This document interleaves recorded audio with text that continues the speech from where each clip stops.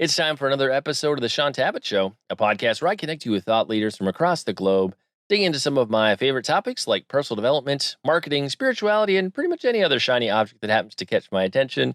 Today, my special guest is Joel C. Rosenberg, and we're going to be discussing his new book, Enemies and Allies, An Unforgettable Journey Inside the Fast-Moving and Immensely Turbulent Modern Middle East. Joel, it is truly an honor, sir.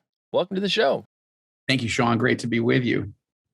Well, Joel, as a veteran of the Christian publishing industry for like a decade, you're no mystery to most of the people in my circles, but I know there's inevitably going to be somebody watching this or listening to this who is encountering you for the first time. So let's have you briefly share a little bit of the Joel C. Rosenberg origin story for the person encountering you for the first time today. What are a few things they should know about you? Sure. Well, I have been actually writing political thrillers for almost 20 years now, 5 million copies in print. The first novel I ever wrote was called The Last Jihad. The first page put you inside the cockpit of the jet plane that's been hijacked by radical Islamist terrorists as it's coming in on a kamikaze attack mission into an American city. I began writing that in January of 2001, almost 9 months before the horrific attacks of 9/11. And as that story unfolds, it leads from this kamikaze attack. No novel had ever been written with such a premise. And it leads to a fictional American president trying to remove Saddam Hussein from power in Iraq. And so that book, really captured people's attention when it finally released in the fall of 2002. And it became a huge bestseller and kind of put me on the map, even though no one had ever heard of me before. And over the last almost 20 years, I've been writing political thrillers, mostly related to threats from the Middle East, but also from North Korea, from Russia, from China, other challenges. But I've written several nonfiction books along the way.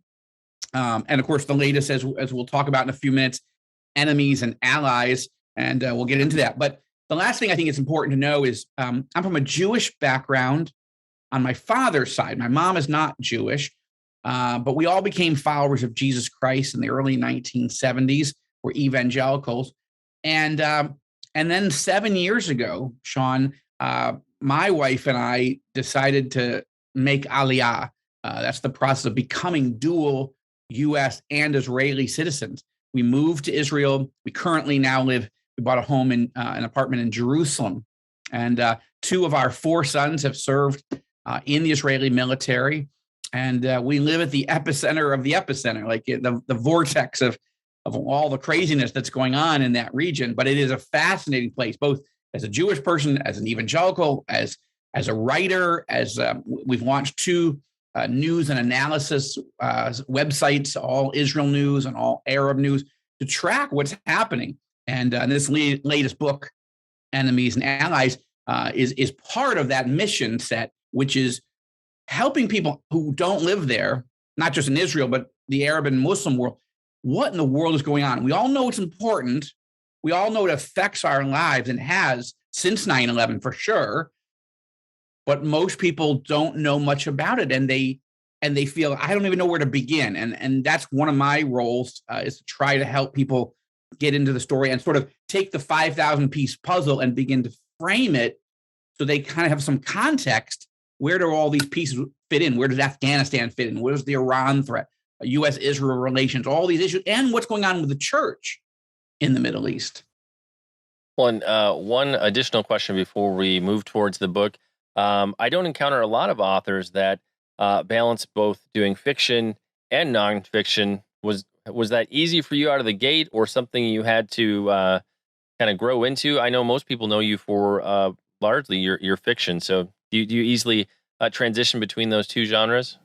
That's a good question, Shaun. And I would say it's more natural for me to write nonfiction. I didn't mention, I should have, I was a failed political consultant for many years, at least a decade prior to becoming an author.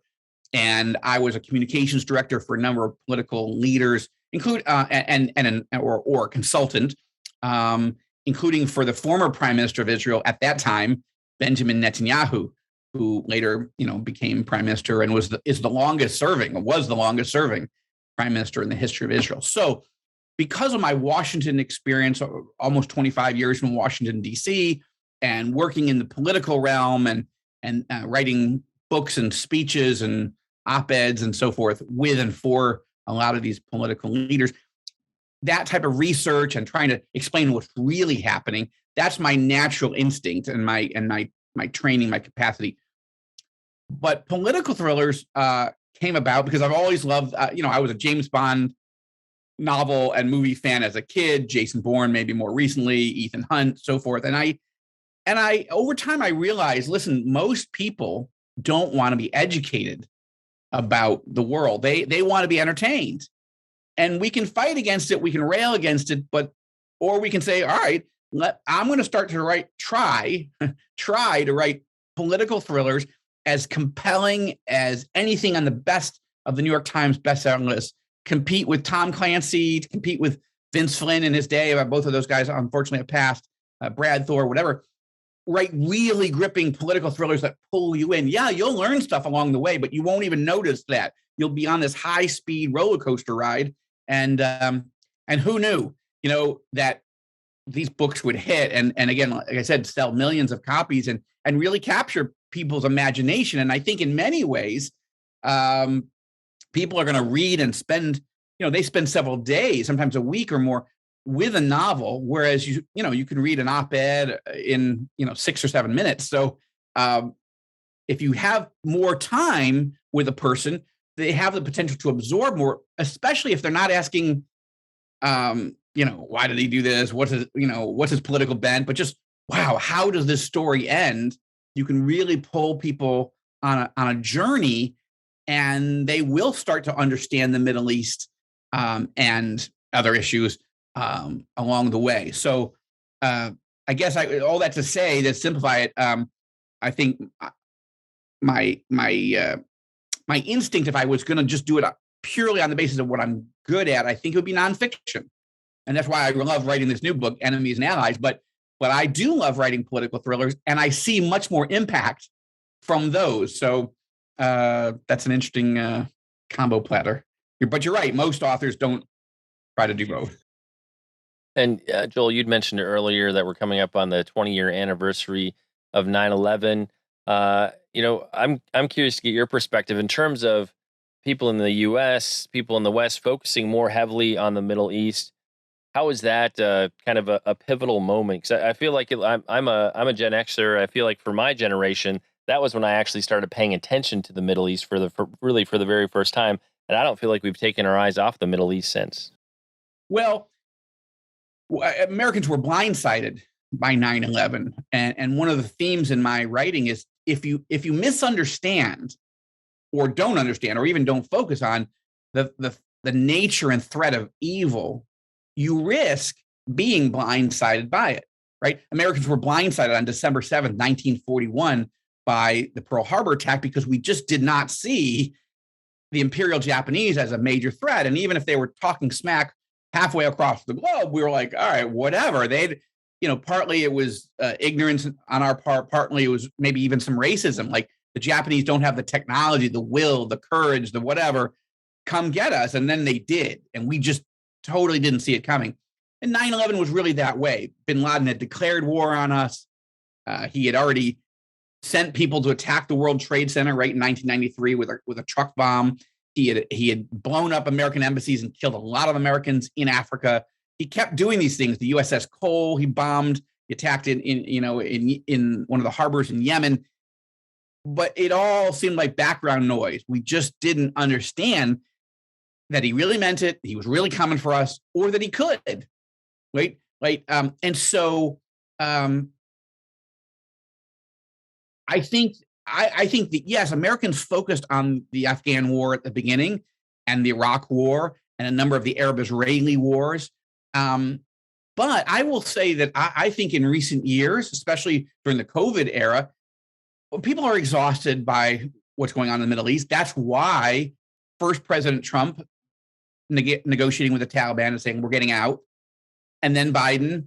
And regardless of what you think about either leader or how they handled either situation, it reflects an exhaustion a desire to look away from the Middle East. But as I begin Enemies and Allies, in the preface, I say this. It's often said, it's long been said about Las Vegas. What happens in Vegas stays in Vegas, but nobody says that about the Middle East. What happens in the Middle East affects us. It forces our sons and daughters to go to war, or drives up the price of gas, or causes our budgets to swell because of military things, or political, all kinds of political division and so forth. But it's also that even when you try sincerely to say, I'm done with that, I'm looking at other things, the Middle East has a way of forcing you back in, the way Michael Corleone in that horrible Last Godfather installment is like, the more you try to get out, the more they pull me back in. That's the Middle East. And Biden did not want to deal with the Middle East. He's like, I'm done with it. We're shifting to other priorities. But that's a fantasy, and it's a dangerous fantasy. And what I describe in Enemies and Allies on the enemy side is, if you don't understand who we're up against, you can say, hey, we're done with that war. We're tired. We've done our part. We're leaving. We're going home. You're going to get hit. You're going to get embarrassed. You're going to get humiliated. You could get badly damaged or even killed if you look away from this particular set of enemies. And what's interesting about, again, we'll get into it a little bit more as we talk, but there are very interesting cross currents going on in the Middle East. The bad guys are getting more and more dangerous and more aggressive on the one side. So again, if you say, well, let's pull out of the Middle East, let's just make a deal with Iran and they'll go away. Let's make a deal with the Taliban, they'll go away. You can see it both. It's a bipartisan instinct right now. It's a mistake. I wish it would work, but it won't. It hasn't. It won't in the future. But on the other side, there are Arab countries making peace with Israel and wanting to get closer to the United States. So you have two entirely different dynamics, and we have to understand them both. Well, let's transition now into maybe a little bit of the story behind the book. Obviously, you met with a wide range of people pulling this material together. So I'm curious, was all of that intentional for this project, or was some of that just happening with what you normally do, and it ended up getting poured into this book? Talk to us a little bit about the meetings and the research that went into this project. Well, Shaun, I now that I live in the Middle East, my wife and our sons there, and we're trying to put our roots down in very ancient soil. And so one of the commands that Jesus has for his followers is to love your neighbors. You're like, okay, that's not easy because our neighbors are Palestinians, and we do love them, but we don't always know how to interact because there's of the historic tensions and the current tension. And and then the Syrians, they're not our neighbors. They are, but they're our enemies. So Jesus says, well, love your enemies. Oh, come on, Lord. That covers everybody. Like how? And so the short version of that is I began praying and saying, Lord, both in my novels and in my writing of nonfiction, my newspaper columns and starting these news sites and so forth, how can I get to know what's really going on in this region from Sun Tzu used to say, you can't just elicit the knowledge of the enemy or your adversary or whatever from ghosts and spirits. You have to go get them from direct knowledge, direct contact with their leaders. And in this case, countries that used to be Israel's enemies, Egypt, Jordan, Saudi Arabia, United Arab Emirates, Bahrain, Sudan, they're changing. They're changing. And some of us might be skeptical, some not, but the question is, what do these leaders think? What is changing in their thinking?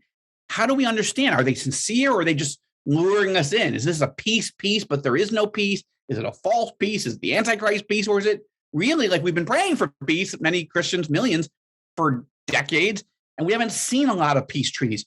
Is it possible God's answering our prayers, or are we being set up?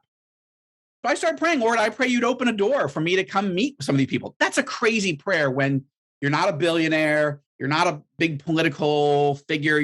I don't have an organization with 10 million Christians following me. I mean, I'm a failed political consultant and I make things up for a living, like as a novelist. Like, why should anyone meet with me? So we can get into that more, but what set into motion, the first thing that happened is the king of Jordan read a novel that I had written in which ISIS is trying to assassinate him. And he's an actual named character in the book. Not sure that was the brightest move I've ever done, but I made him a character, and ISIS tries to kill him and his family. And rather than banning me from the kingdom, Shaun, which he could have, as an Israeli, as a Jew, as an evangelical next door neighbor, he invited my wife and me to come and visit him for 5 days.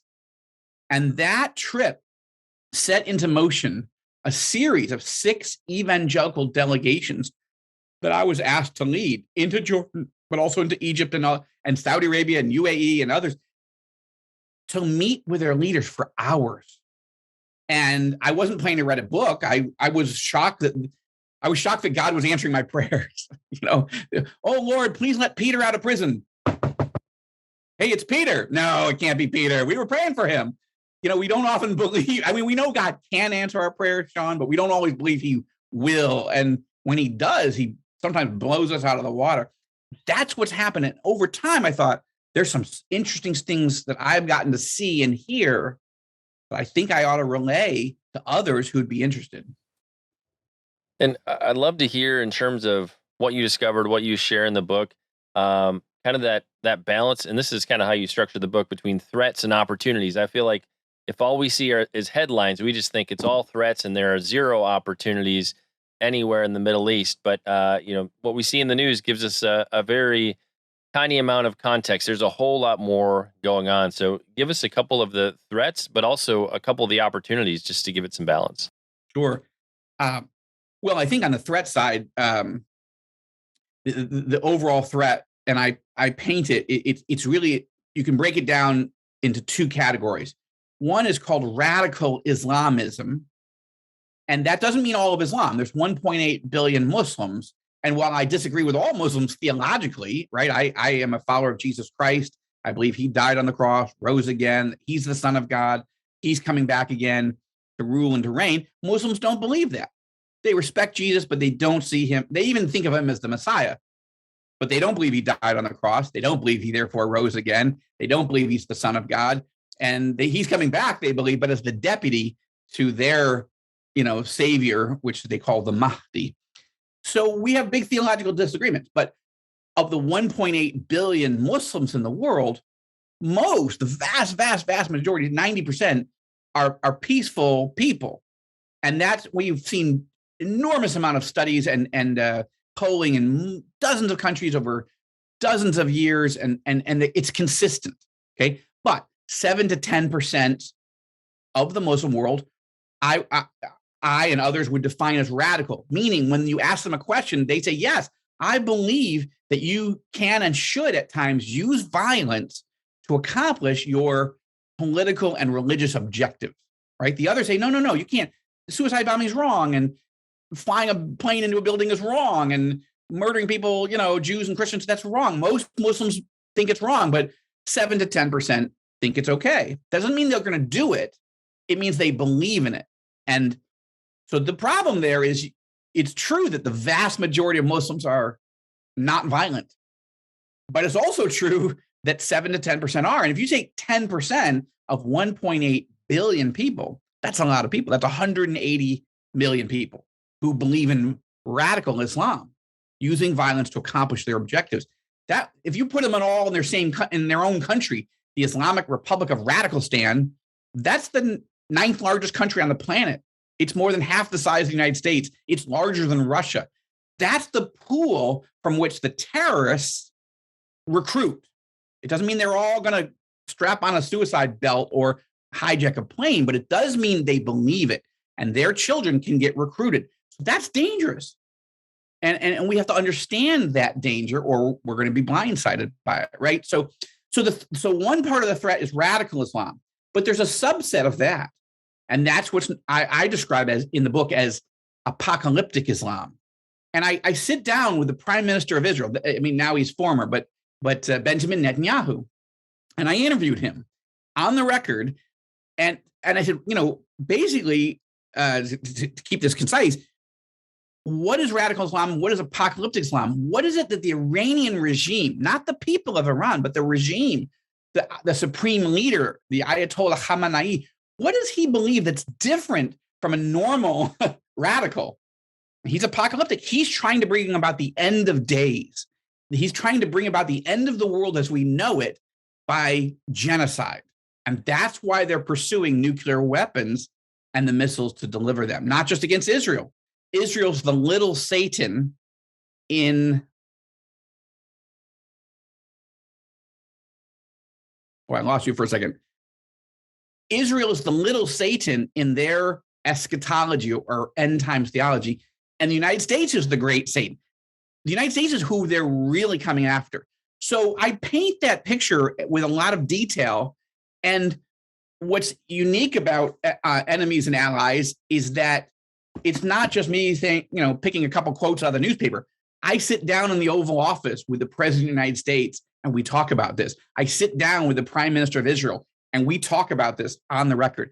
I meet with former CIA directors and former Secretary of State Mike Pompeo and the former head of Israeli military intelligence and Egyptian intelligence and so forth. And you hear them on the record, or sometimes they don't talk on the record, but most of them do. And you're hearing their perspective. I give analysis, but that's the threats. Let me stop there for a moment. I know we're talking about the opportunities too, but I think it's important. And what makes this book, Enemies and Allies, unique is it's really the first book of its kind. It's the only book of its kind at the moment that takes you inside and you get to hear from the people shaping the events of the Middle East, who President Trump, who took out Qasem Soleimani, the world's worst terrorist, right? And you hear the former head of the DIA, Defense Intelligence Agency, talking about the threats of all these different leaders. You hear them in their own voice. Now, you may disagree with them, but I think what bothers us about so much journalism is you're like, I just want to hear from the people that make these decisions. Don't give me all, don't just cut out one little piece, because then I'm not sure, is that what they really said? And is that what they really mean? And what's the context? I think the threat by both radical and, more importantly, apocalyptic Islam is horrific. I would love to tell you 20 years after 9/11, we are safer today than we ever have been. I don't believe that's the case. And in terms of opportunities, kind of a way forward, I guess, balance that with trying to discern who our enemies and allies are ongoing, because it seemed like there can be some ever shifting sands with what you just described, at least to some degree. So opportunities way forward. What's the path there? Well, the shortest way to put it is over the 75 years, almost 100 years, really, of the conflict between Arabs and Jews, Arabs and Israelis in the Middle East, we only had 2 Arab-Israeli peace treaties until 2020, right? Egypt made their treaty with Israel, amazingly, miraculously, stunningly in 1979. By the way, in the book, I take you inside the home of Anwar Sadat, who both launched a surprise attack against Israel on our highest holy day, Yom Kippur of 1973, and then the surprise visit to Jerusalem in 1977 that led to the Camp David Accords and the peace treaty. And now he, of course, was assassinated by radical Islamists, but his widow was alive at that time, and she invited me and my colleagues for tea, and we sit and talk to her about what it was like, and who is Anwar Sadat, and how does she see the situation today. The very interesting stories. But Egypt in 1979, Jordan made peace with Israel in 1994, but then you went almost a quarter of a century without a single Arab-Israeli peace treaty. And then we had 4, and they're known generally as the Abraham Accords, and they happened in the summer and fall of 2020. Suddenly, we had 2, now we have 6, right? And this is the first book, Shaun, that tells the inside story. How did this come about? I was sitting in the fall of 2018, 2 years before it happened. I was sitting in Abu Dhabi, the capital of the United Arab Emirates. I had a group of evangelicals with me. We've been invited to the palace. We were sitting in the palace with the Crown Prince, Mohammed bin Zayed. They generally call him MBZ. And we were sitting with them and we said, listen, as evangelicals, we love Israel. We love the Jewish people. We do love the neighbors. And so we don't have an exact peace plan, but we love the Palestinians and we love the Arabs, and we don't always know exactly how to interact. That's one of the reasons we're here. But 3, we want you to know we're praying for the peace of Jerusalem because the Bible commands us to, but we haven't seen anyone make a peace with Israel in a quarter of a century. We're looking, who's going to be the next Arab leader to do it? And he leaned forward, MBZ leaned forward. He said, Joel, it's going to be me. I'm ready to make peace. And we're like, whoa. I mean, we were not expecting that answer, honestly. And so we spent a lot of time talking to him. Unfortunately, at the moment, Shaun, that was an off-the-record conversation. We couldn't come out and tell everybody, hey, the United Arab Emirates is getting ready to make peace. But we watched closely. We continued to pray. We continued to interact. And lo and behold, 2 years ago, August, they announced on August 13th that they were going to make peace, UAE was. And then on September 15th, I was at the White House on the South Lawn witnessing the signing of the Abraham Accords between the United Arab Emirates and Bahrain, which came in right afterwards. And then we went on to Sudan and Morocco. It's huge.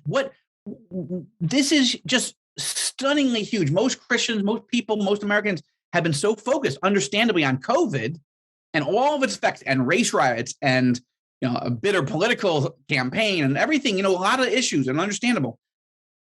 But they don't realize how much the Middle East is changing for the positive, with Arab countries saying, you know what, we don't agree with Israel on everything, but it's time to make peace. It's time to engage in trade and tourism and technology, and we need to work together for lots of good reasons, but also we need to work together to protect ourselves from Iran. We need to be an alliance, especially if the United States is pulling out. And these stories, I take you in and you hear from the leaders of each of these countries in their own words, and you see this huge sweeping tectonic change going on.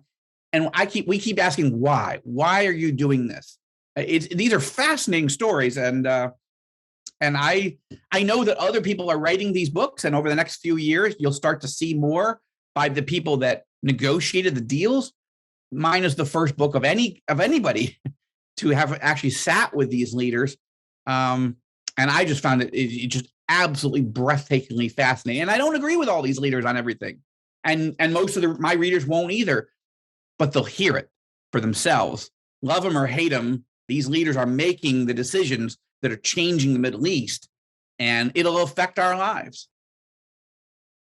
I know in terms of a book like this, it can sometimes be a little bit heavy reading, but for the average, to use some old school church language, for the average person in the pew, the average Christian in America, once they're aware, like what's the call to action? Once they know what's going on, obviously we can pray, we can intercede, but how would you like to see your readers move forward after encountering this material? Well, that's a good question, Shaun, the way you framed it. And I will say there are heavy parts, but there's also a lot of lighthearted stories in the book because because some of this stuff was funny. When I sat down with King Abdullah the first time, he said, Joel, I was wondering, we were in the palace, right, in Jordan, in Amman. And he's like, I was trying to figure out where to meet you for the first time. And then I thought, well, you did blow up my palace in your novel. So I thought I'd bring you to the palace and let you see it and think, maybe we don't want that to happen. I said, no, I don't want that to happen. And then he said, Joel, I noticed that you made me a character by name in your books, but my advisors, my staff, you changed their names. But I can see who's who. So I buy copies of your book and I give them to my staff. I say, hey, you die on page 58. You might want to read that. And it's a real sense of humor. So there's a lot of warm and funny and encouraging and surprising stories in Enemies and Allies. Me telling President Trump in the Oval Office, I was a never Trumper until 4 days before the election.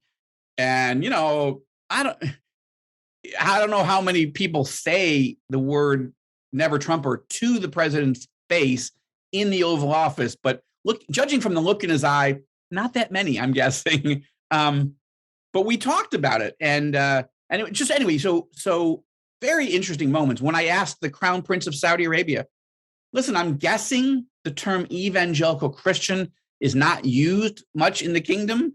Is that a fair assessment? And he laughed. He said, yeah, that's probably true.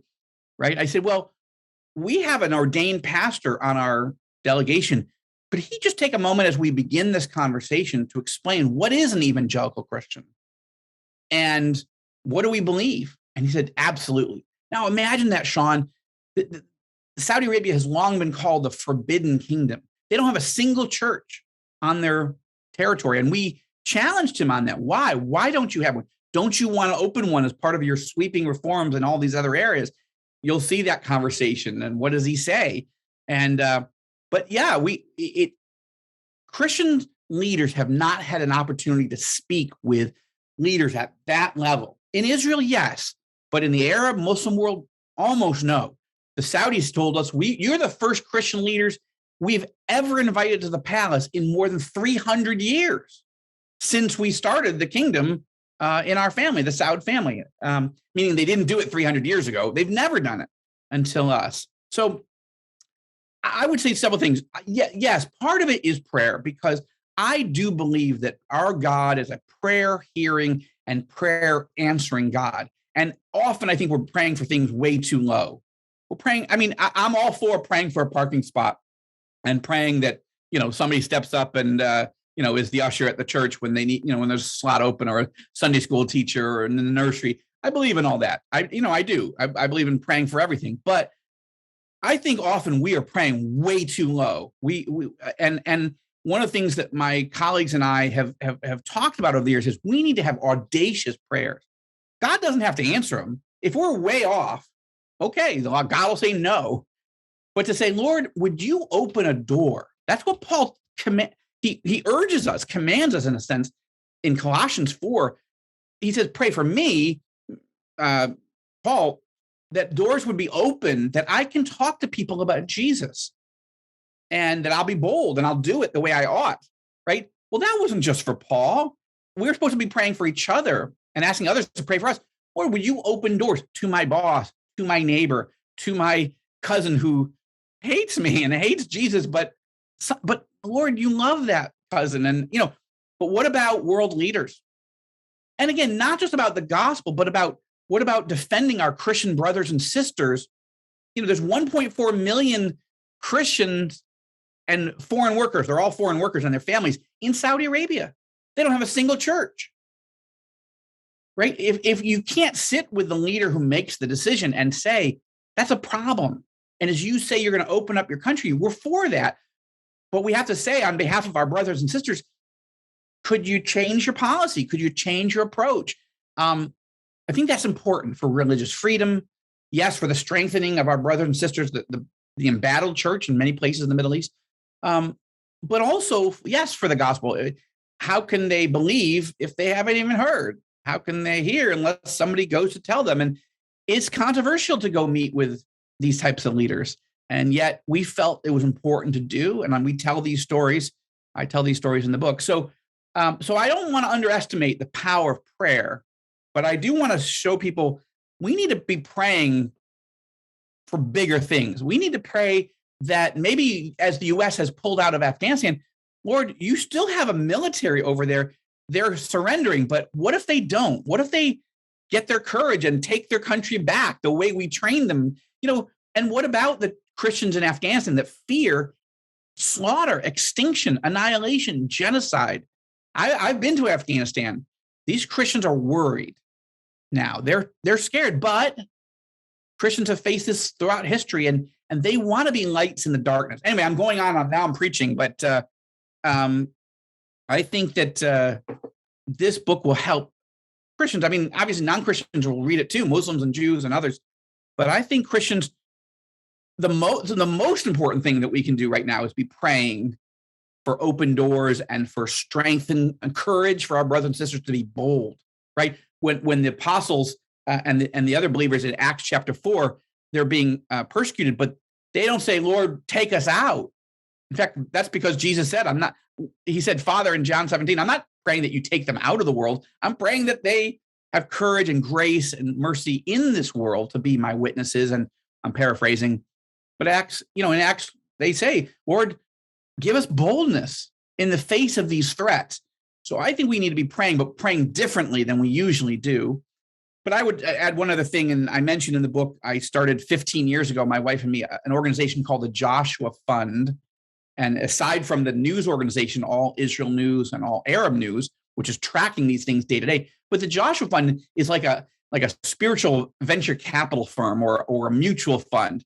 If you give $50 a month or something to we have teams that have gotten to know the Christian leaders in this part of the world, and we invest in them, and we vet them, and then we fund them and encourage them and pray for them and visit them and train and encourage them so that the church can be stronger in one of the most difficult places on the planet. So all that to say, I like to say we should learn, pray, give, and eventually go. When Israel reopens, we want to invite you all to come visit us again.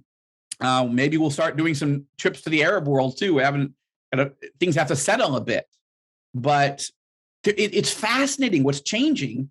And I've taken a lot of Christian leaders over. We haven't done a general, tourist Christian, hey, I'd like to go to Saudi Arabia. I'd like to go to Egypt.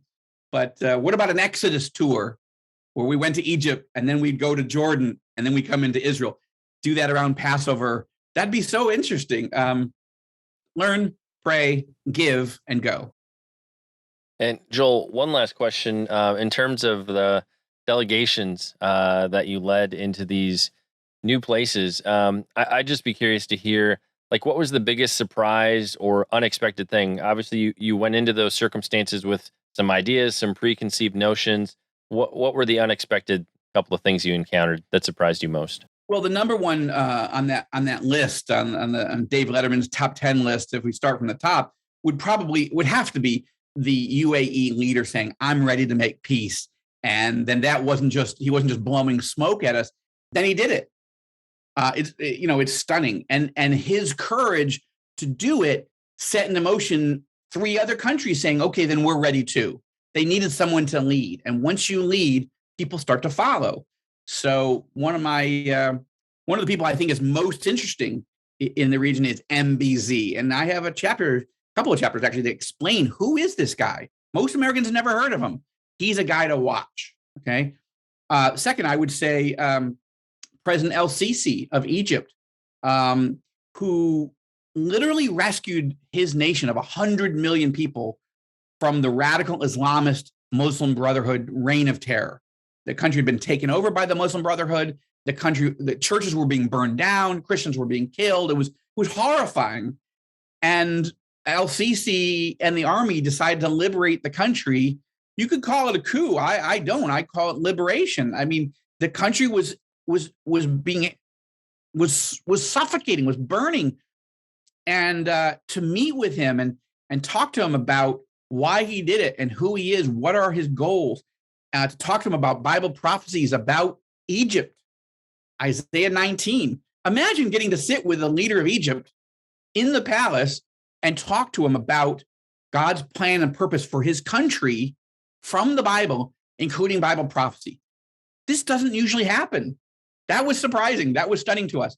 And certainly being invited not just once to Saudi Arabia to meet with the crown prince, who is the most controversial leader in the Arab Muslim world in terms of allies to the United States and the West. And his story is very complicated, and I tell it in great detail, the good, the bad, and the ugly. But I'll also say he not only invited us, he invited us back. And we've had hours and hours and hours to talk about the most sensitive issues of religious freedom, radical Islam, the Jamal Khashoggi murder, relations with Israel. Are you going to make peace with Israel? These are things you'll read in Enemies and Allies. And I got to tell you, Shaun, there have been multiple books written about MBS, Mohammed bin Salman, this future leader of Saudi Arabia, by a correspondent from the New York Times, 2 reporters from the Wall Street Journal, a former CIA senior official. They all wrote books about MBS. They've never met him. They've never talked to him. mine's the first book of its ever where the author of the book has actually met with, and not just for a photo op, but for hours and hours and hours of conversation. So yeah, all of this was surprising, but there's so many more surprises. I don't want to take the rest of your podcast to or your Zoomcast to talk about that. But it's a treasure trove, and that's why I kept having journalists say, "I'd like to work on a book based on what you're seeing." And after that happened 6-7 times, I told my publisher, maybe we ought to write a book. And Enemies and Allies. That's the result. And as they often say, the rest is history. Certainly a critical read with everything we see happening in the world right now. Joel, in terms of people connecting with you, finding out more about your fiction, your nonfiction, where are some of the places we can discover you on the web? Well, my home page is Joel Rosenberg with an E, B-E-R-G, joelrosenberg.com. But you can also find us at the All Israel News, All Arab News sites. We started those at September of 2020. We've been tracking all the day-to-day events, and with exclusive interviews and original coverage, as well as links to all the major best coverage of the day, each day, from the Jewish press, the Israeli Arab press, and others. So that's allisrael.com and allarab.news. And then, of course, the Joshua Fund, joshuafund.com, where that's really about strengthening, encouraging, and funding the Christian ministries in Israel, the Palestinian territories, and some of the other Arab countries. And so any one of those, but the grand central station of all that is joelrosenberg.com. And from there, you can spread out. And like we do with every episode, we'll have links in the show notes to the range of places Joel mentioned that you can connect with him, the different things he has going on. We'll also have links to places where you can pick up your very own copy of his new book. It's time to bring this episode of the Shaun Tabatt Show to a close. Many thanks for being a part of my conversation with Joel C. Rosenberg. Once again, our book today was Enemies and Allies, an unforgettable journey inside the fast-moving and immensely turbulent modern Middle East. Joel, I just want to say thank you so much for sharing with us today. It's been an honor. It's been a pleasure to have you on the show. Shaun, great to be with you. Thank you so much for your interest.